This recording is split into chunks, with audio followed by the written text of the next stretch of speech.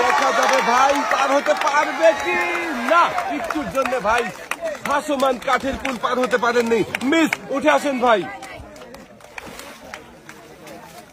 আপনার জন্য রয়েছে সান্ত্বনা পুরস্কার, 1 কেজি মসুরের ডাল, 1 কেজি আটা, সাথে রয়েছে আরো 1 লিটার সয়াবিন তেলের বোতল। ভাই চলে যাবেন সামনের দিকে। এবারে খেলার জন্য ডেকে নেব আমরা আমাদের পরের প্রতিযোগীকে। এবারে খেলতে চলে আসবেন ভাই, আপনি সামনে চলে আসেন দেখি।